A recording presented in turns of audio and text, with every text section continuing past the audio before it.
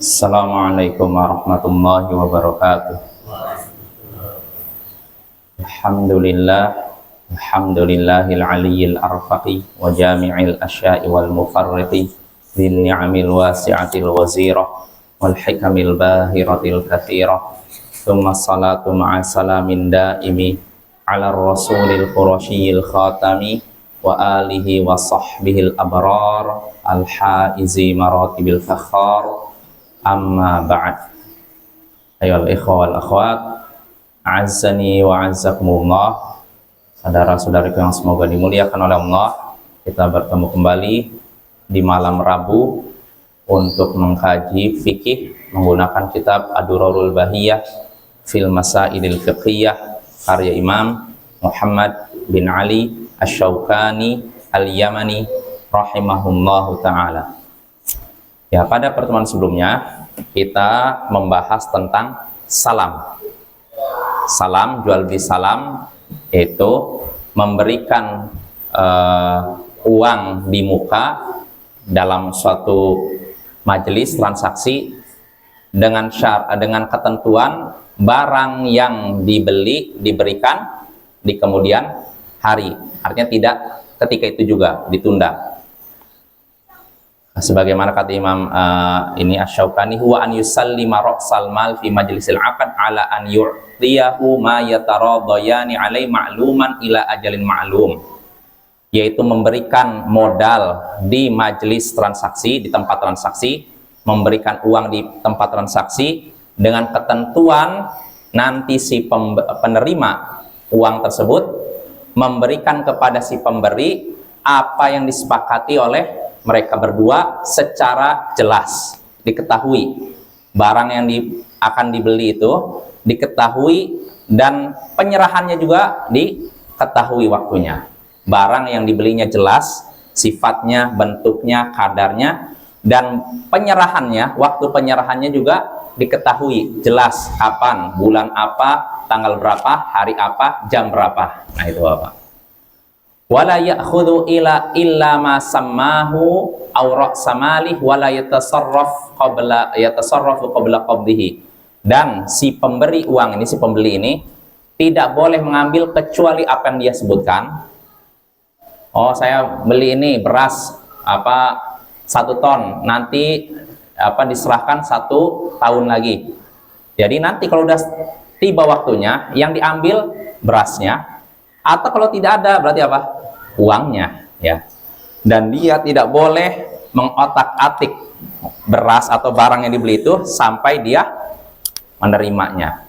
Nah, ini Bapak ya. Nah, kemarin sempat jadi perbincangan di antara kita, apakah salam ini hanya berlaku pada barang-barang pertanian? Yang benar tidak. Ini umum, mau barang pertanian, barang elektronik dan semacamnya. Yang jelas akad salam itu uang dulu, barang. Nah, ini inti dari salam, dan ini pengecualian dari jual beli sesuatu yang tidak ada, yang tidak dimiliki. Asalnya kan nggak boleh kan menjual sesuatu yang belum kita miliki kan. Nah, tapi ini dikecualikan jual beli salam. Kira-kira apa hikmahnya? Kenapa?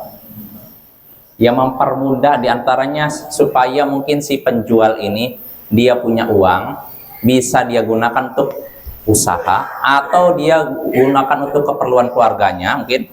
Yang penting nanti ketika jatuh tempo, sudah tiba saatnya, dia harus memberikan barang kepada si pemberi. Nah, itu ya. Ini diantara hikmahnya ya, terutama ya yang terkait dengan produk-produk pertanian, mungkin beras dan semacamnya. Contohnya petani, untuk ngolah sawah butuh apa? Butuh modal kan?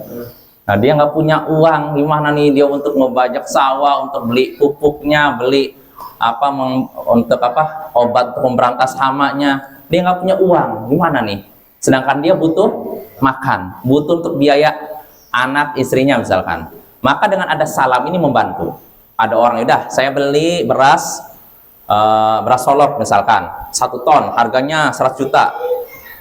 Nih, diserahkan 5 bulan lagi misalkan. Kalau panen kira-kira berapa bulan? 3 bulan ya. Oh, berarti 5 bulan udah cukup. 5 bulan. Maka dengan ini kan si petani, oh ya udahlah, dapat uang 100 juta, dia bisa beli ini, diolah, dan sekalian untuk makan anak istrinya sambil nunggu apa? Panennya jadi. Nah itu Bapak, itu hikmah dari jual beli salam. Ini pengecualian, sebagaimana kita dijelaskan oleh Imam Asy-Syaukani pada awal beliau menjelaskan matan beliau ini, as-salamu huwa naw'un makhsus min anwa'il bai'. Salam ini jual beli yang khusus, dikecualikan dari yang diharamkan. Ini termasuk jual beli yang khusus, dikhususkan, dikecualikan dari jual beli apa? Sesuatu yang tidak kita miliki. Karena asalnya kita tidak boleh menjual sesuatu yang kita tidak miliki, tapi ini dikecualikan. Itu kan juga sama suka. Iya, iya. Jadi kalau nanti padinya kena hama, bagaimana kan dapat bagaimana? Ya resiko si penjual. Penjual harus mengembalikan. Karena ini akadnya bukan mudharabah, bukan bagi hasil, tapi beli, Pak. Bedanya uangnya dulu, barangnya belakangan.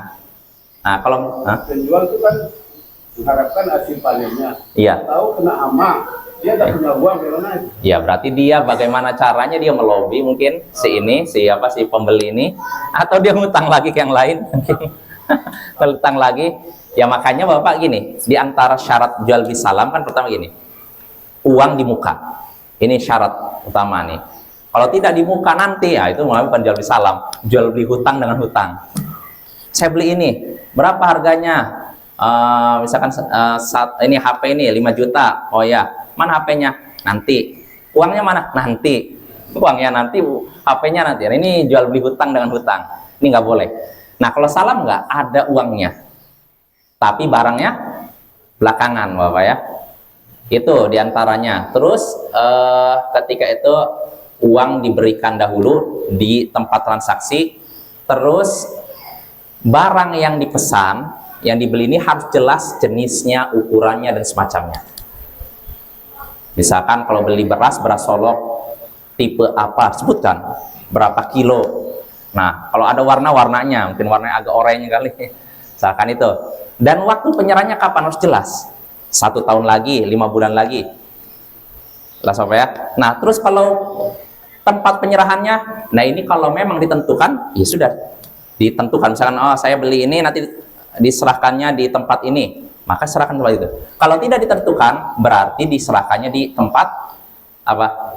Memulai transaksi salam itu. Misalkan belinya, anggap ini bukan masjid ya. Di sini, berarti kalau nggak ditentukan apa tempat penyerahannya nanti, nggak di pasar di rumah, berarti di sini. Wah. Nah itu namanya akad salam, harus jelas tempatnya, waktu penyerahannya, dan semacamnya. Oh lebih bagus ya, apalagi kalau jumlahnya sampai puluhan juta Bapak saksi.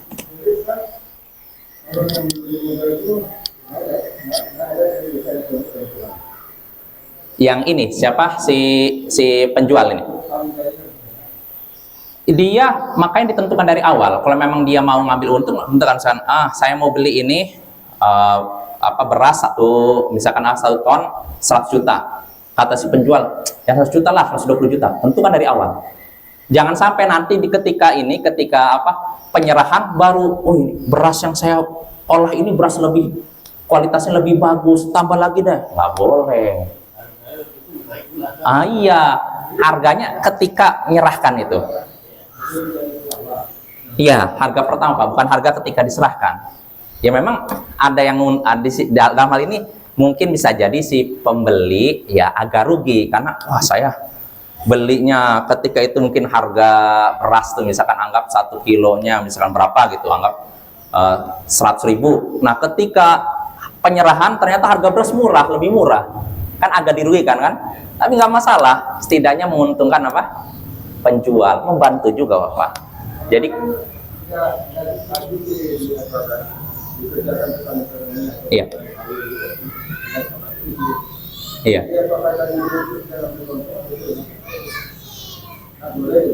Iya, pokoknya nggak bisa. Kalau mau dia nentukan, dia pengen untung, tentukan dari awal. Ketika pertama kali bertemu, saya beli itu, misalkan si pembeli, saya beli 1 ton beras harga 100 juta. Nah kalau memang si penjual nggak setuju, Pak, naikkan lagi lah. Maka tentukan sekarang. Jangan sampai ketika sudah waktunya menyerahkan barang baru ini jangan, nggak boleh seperti itu. Jadi kalau misalnya dapat juga, Hah? kata panen, Hah? ya mengembalikan juga. Oh iya, iya. Karena akarnya bukan apa sistem bagi hasil, bukan. Akarnya jual beli. Namanya jual beli kan ya resiko dia. Ya. Karena saya tahu kan dalam panen itu kan dari kayu. Ah, Kayu ya. iya. Kadang gerobak itu nggak ada nilai harganya. Modelnya gitu juga, Pak. Uang duluan gitu. Oh ya sudah. Ah, iya. Ya berarti resiko si penjual. Kalau memang penjual itu udah dia apa ternyata seperti itu, ya sudah dia harus cari mungkin uang untuk bayar atau cari produk yang sama. Sambil jelaskan nih kondisinya begini. Kalaupun produknya ternyata harganya lebih murah, Bapak. Misalkan berasnya, misalkan anggap gini.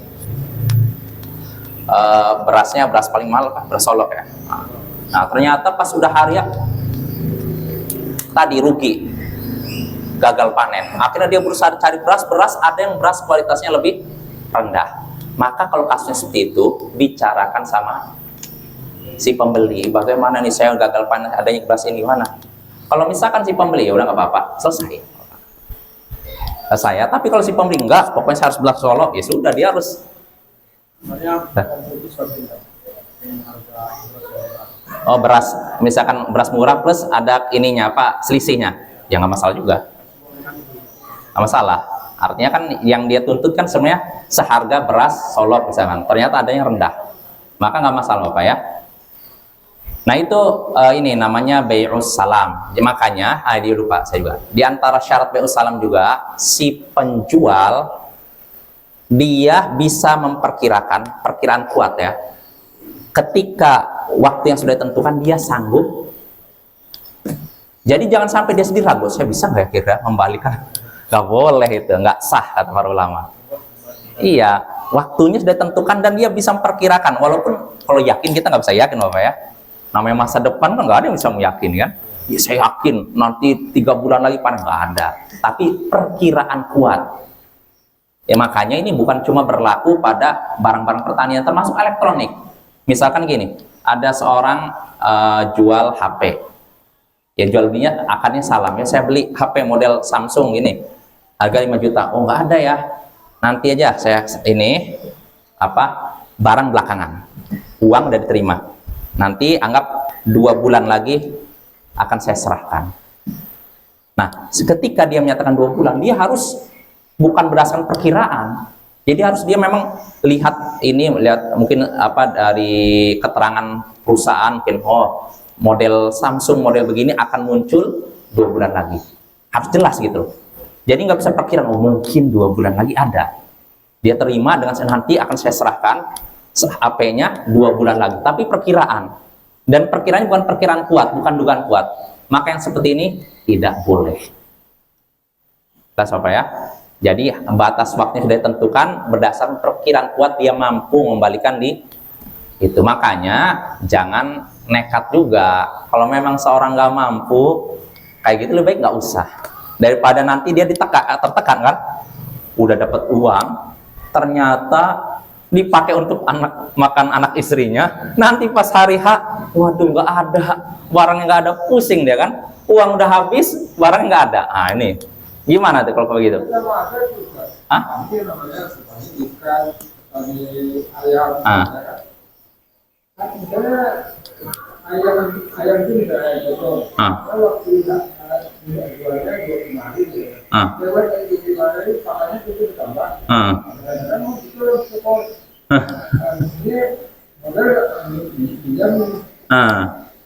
Ya itulah makanya pokoknya harus dugaan kuat Bapak ya. Kalau yakin nggak mungkin, karena masa depan suatu yang nggak mungkin kita yakini kan.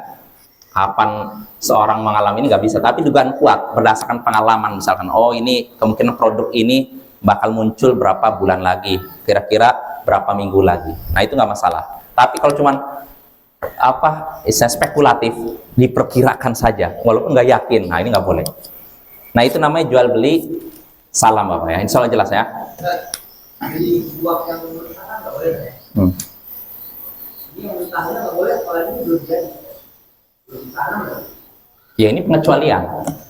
Dan jual beli yang mentah juga Maksud yang terlarang itu kalau mentah, dalam arti gini, dia pengen yang matang tapi dibeli ketika mentah, itu nggak boleh. Tapi kalau beli mentah, nah pengen yang mentah, boleh Bapak.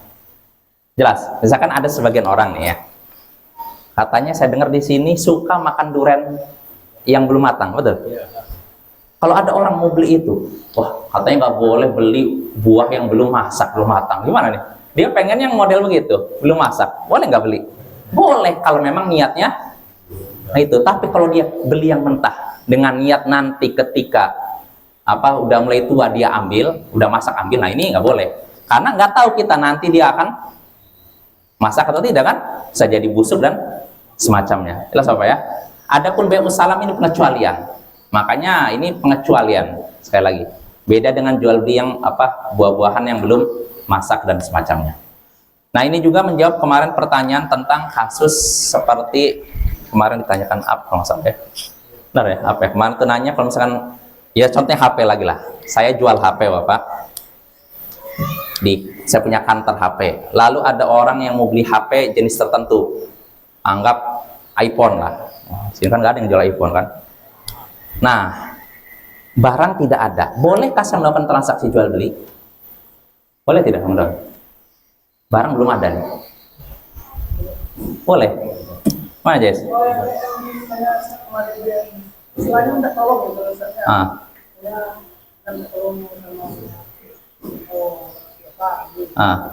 Belikan handphone gitu.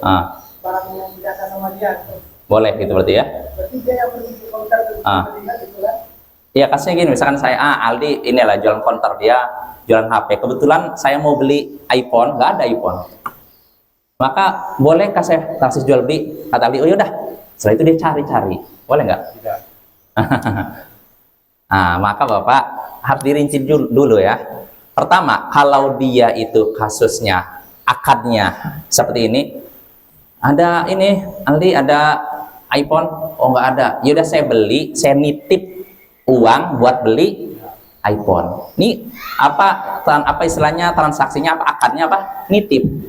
Maka dalam hal ini saya boleh menyerahkan uang, misalkan iPhone dilihat di internet harganya misalnya 10 juta. Saya kasih 10 juta sama saya kasih upah beli aja.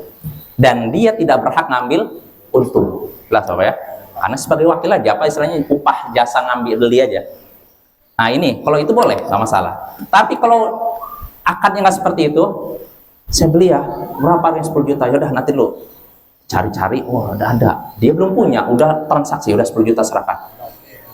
Nah ini nggak boleh, kecuali kalau dia sebagai agen iPhone di Siberut Selatan, walaupun nggak ada kosong, boleh, karena dia agen.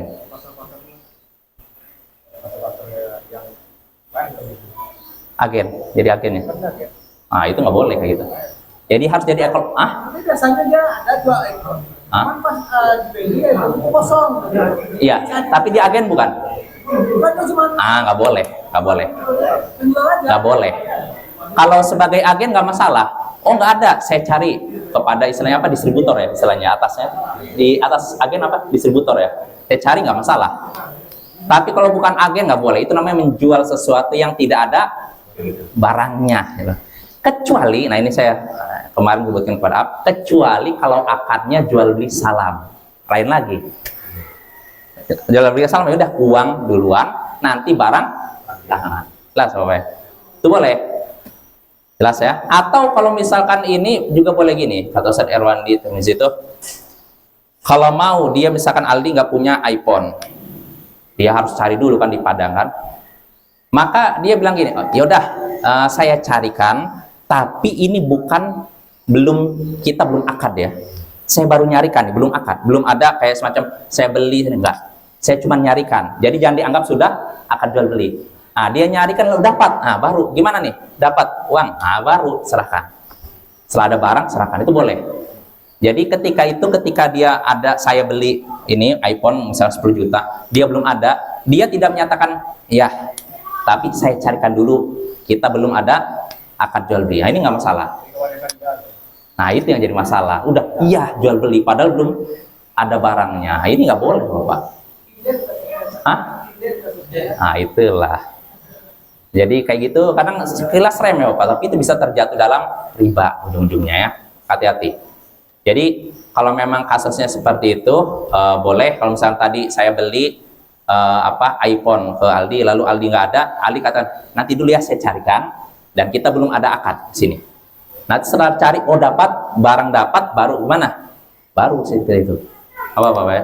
Jelas Bapak ya? Kalau kasusnya seperti itu nggak masalah.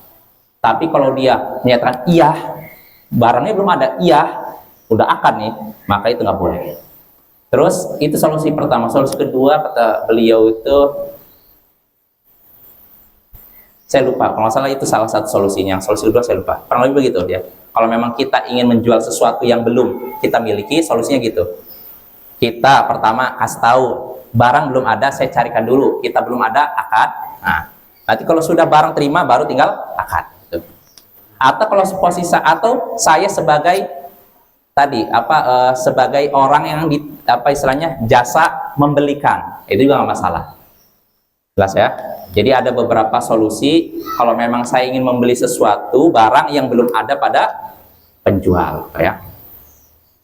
Nah itu tentang salam. Jadi dengan ini insya Allah jelas ya.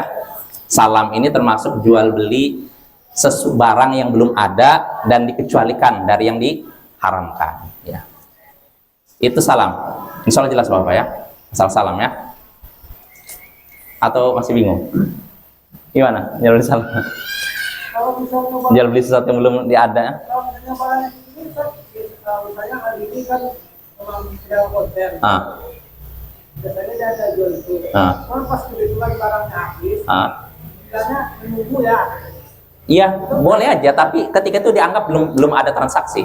Tunggu ya, saya cari dulu. Belum ada transaksi. Nanti ketika barang ada, nah gimana? Saya udah dapat nih. Gimana, jadi nggak? Jangan gitu. Kalau misalkan nggak jadi ya resiko. Tapi Bapak kadang ya benar kata Ustaz Erwandi itu, makin besar resiko makin besar keuntungan. Artinya kalau kita mau mendapatkan keuntungan tapi resikonya kecil, kita ingin keuntungan besar tapi resikonya kecil, ya jangan berharap bisa.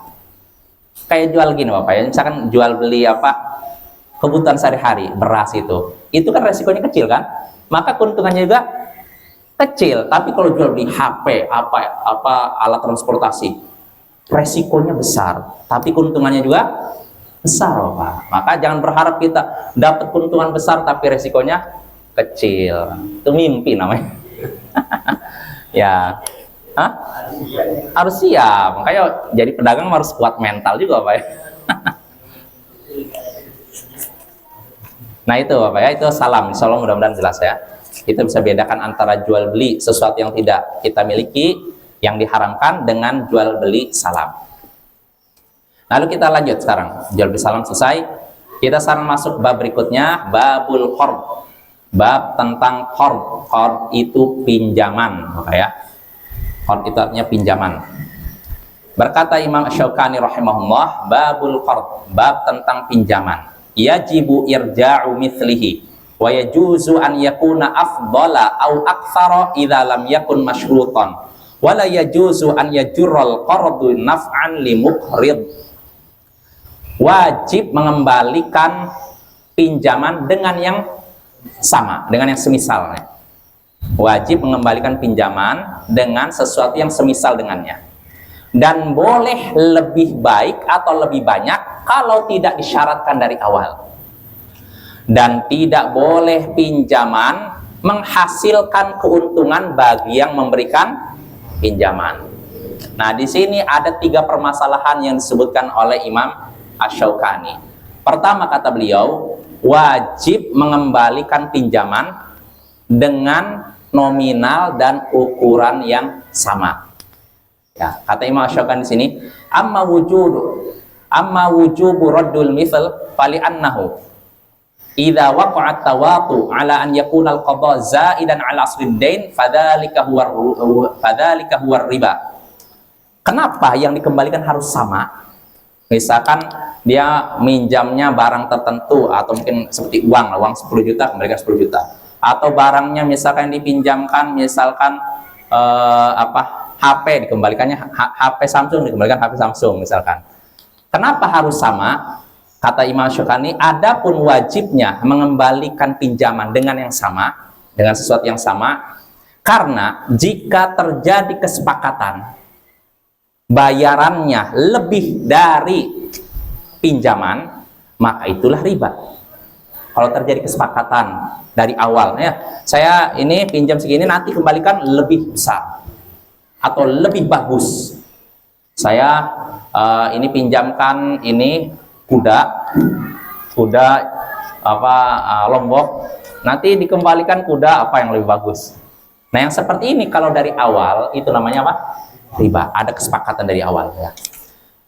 Bahkan kata Imam Syaukani, di sini kata Imam Syaukani, bal qad warada ma yadullu ala annahu mujarradul hadiyah minal mustaqrid lil muqrid riban kama akhrajahul Bukhari. Bahkan telah datang riwayat yang menunjukkan semata-mata hadiah, menerima hadiah, orang yang meminjamkan menerima hadiah dari yang dipinjamkan itu termasuk riba.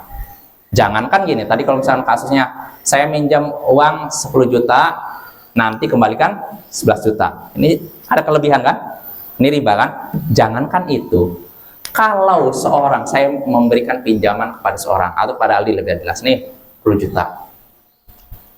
Tapi setelah itu Aldi memberikan hadiah pada saya. Pisang, 1 sisir, apa. Ini saja dianggap riba. Apa ya? Walaupun tidak ada tambahan, tapi ada hadiah, itu saja sudah dianggap riba. Kama akhrajahul Bukhari, sebagaimana disebutkan oleh Imam Bukhari, ya, dalam Sahih Bukhari, an Abi Burda bin Abi Musa, dari Abu Burda bin Abi Musa, dia berkata, qadimtul Madinah. Aku, Abu Burda ini, anaknya sahabat siapa? Sahabat Nabi Abu Musa al-Asy'ari. Abu Burda berkata, aku mendatangi Madinah. Madinah apa? Madinah di mana nih? Madinah di tanah suci, ya, di Arab Saudi sana. Falaqitu Abdullah bin Salam. Aku mendatangi Madinah, lalu aku bertemu dengan Abdullah bin Salam, seorang sahabat Nabi yang asalnya apa? Pemuka agama Yahudi, ya. Aku menemui Abdullah bin Salam, faqala li, lalu Abdullah pun berkata kepadaku, kepada Abu Burdah, anaknya Abu Musa al-Asy'ari, innaka bi ardin fiha riba fashin. Sesungguhnya engkau berada di suatu tempat yang mana riba tersebar di mana-mana. Engkau berada di suatu tempat yang mana riba tersebar di mana-mana. Tempat sini mana maksudnya? Pertama saya juga mikir, Madinah. Kan ada sahabat Nabi, kok Madinah banyak tersebar riba? Ternyata bukan Madinah maksudnya, Pak. Asalnya Abu Burdah. Abu Burdah tinggal di Basrah. Jadi maksudnya engkau berada di tempat, maksudnya Basrah, tempat tinggal dia. Engkau tinggal di Basrah, yang mana di Basrah itu tersebar riba, praktek riba. Kalau di Basrah tersebar riba agak wajar, agak dimaklumi. Kenapa? Ya asalnya kan dikuasai oleh Persia kan, orang kafir kan. Adapun Madinah, ya mau tempat turunnya wahyu, makanya sangat kecil tersebarnya riba. Jelas Bapak ya? Jadi engkau berada di negeri, di tempat yang mana riba tersebar. Fa idza kana laka 'ala rajulin haqqin fa udya 'alaik hamlu barrin aw hamlu sya'irin aw hamlu qatin fala ta'khudhu fa innahu riba. Sesungguhnya engkau wahai Abu Burdah ada di tempat yang mana riba tersebar luas. Kalau engkau punya piutang kepada seseorang, piutang artinya orang ngutang pada saya, berarti saya punya piutang sama dia kan ya? Betul Pak gitu ya. Kalau engkau punya piutang kepada seseorang, lalu engkau mendapatkan hadiah. Hadiahnya apa? Berupa diangkatkan burin, gandum, atau hadiahnya berupa diangkat syairin, itu sejenis gandum juga, atau qatin, makanan ternak. Engkau punya piutang pada seorang, tiba-tiba orang yang dikasih pinjaman ini mau angkatkan gandum, mengangkatkan makanan ternak, maka kata Abdullah bin Salam, fala ta'khudhu, jangan kamu ambil pelayan itu, fa innahu riba, karena itu adalah riba. Jelas Bapak ya? Kadang yang seperti ini kan tidak diketahui oleh banyak saudara-saudara kita, kan masih banyak Bapak. Kadang kita misalkan memberikan pinjaman pada seorang, tiba-tiba orang ini datang suatu hari bawa pisang banyak, silakan selama ini nggak pernah ngasih pisang, kok tiba-tiba ngasih pisang? Terus ngasih apa, kelapa muda, Pak? Ada apa ini? Nah, ini namanya riba. Ya.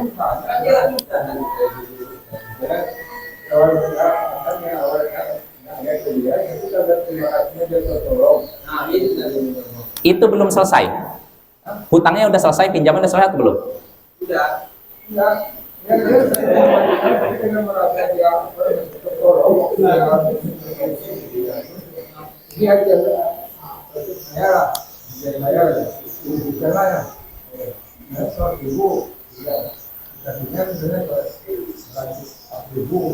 Oh, kalau maksudnya, ya, kalau maksudnya Pak, tanpa perjanjian sebelumnya, itu boleh. Ini udah akan ada penjelasan berikutnya. Ya, tapi yang kasus ini maksudnya tidak boleh menerima hadiah itu dalam artian gini, kalau memang antara dua orang ini sudah biasa saling memberi hadiah, maka nggak masalah. Mau dia punya hutang atau tidak nggak masalah. Misalkan saya sama Aldi sering bagi hadiah, kadang saya ngasih kelapa muda, dia ngasih pisang, terus saya ngasih durian, dia ngasih manggis misalnya, nggak masalah kayak gini kan. Tapi saya nggak pernah ini saling memberi hadiah dengan Aldi. Suatu hari Aldi minjem duit kepada saya, besoknya dia ngasih, Ustaz ini durian Ustaz.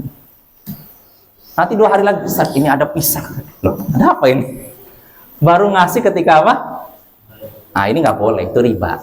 Tapi kalau saya sudah biasa saling memberi hadiah, saya ngasih hadiah, Aldi ngasih, lalu suatu saat dia minjam, lalu dia ngasih hadiah, boleh tidak? Boleh, apa ya? Nggak masalah. Tapi kalau bukan kebiasaan seorang saling memberi hadiah kepada orang lain, tapi dia ketika sudah punya pinjaman, tiba-tiba jadi, wah banyak memberi, ini jangan terima. Loh, tapi kan ini kan salah sebagai bentuk terima kasih, walaupun terima kasih itulah riba. Jadi Bapak nggak bisa pakai perasaan gitu dalam masalah agama.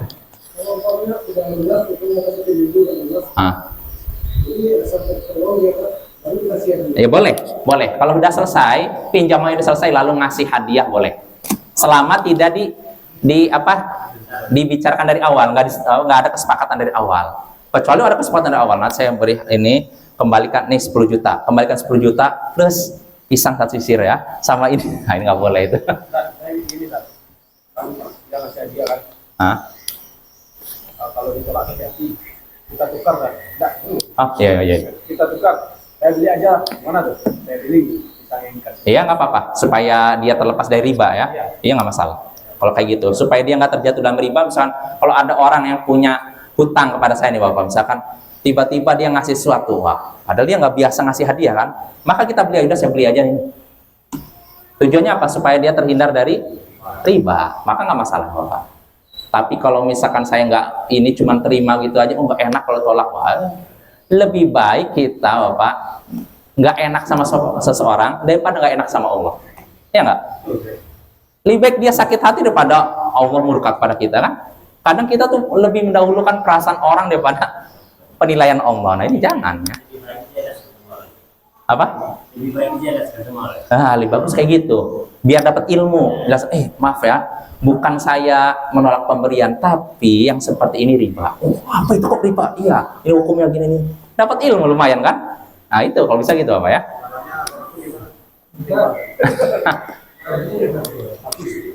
Habis waktunya. Pinjam uang riba. Ketika sama saya. Setelah dapat pinjaman. Tapi yang pinjam yang saya kan ada pakai uang dulu. Orang yang pakai. Memang nggak ada perjanjian aku kasih ambil mana kira-kira itu? Kalau misalnya yang mati uang itu mati, mana status saya? Tapi Bapak tahu dipakai itunya? Janganlah, namanya tolong-menolong dalam masalah dosa.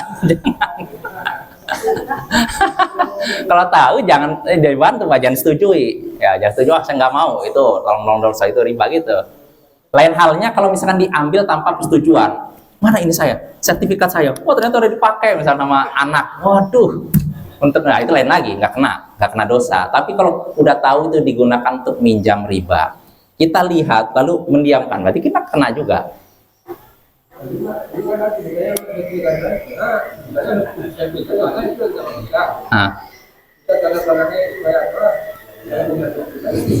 Hah?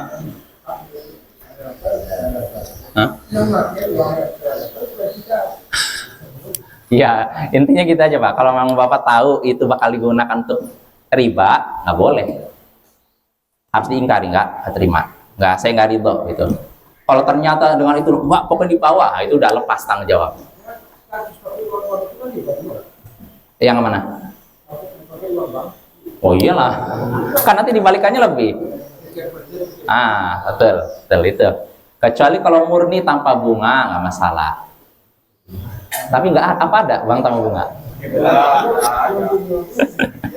Ada di Arroji sana, Arab Saudi, tanpa bunga 0%. Satu-satunya bank yang non riba, cuman satu di Arab Saudi. Itulah. Ya juga Bapak ya. Subhanakallahumma wa bihamdika asyhadu an la ilaha illa anta astaghfiruka wa atubu ilaik. Assalamualaikum.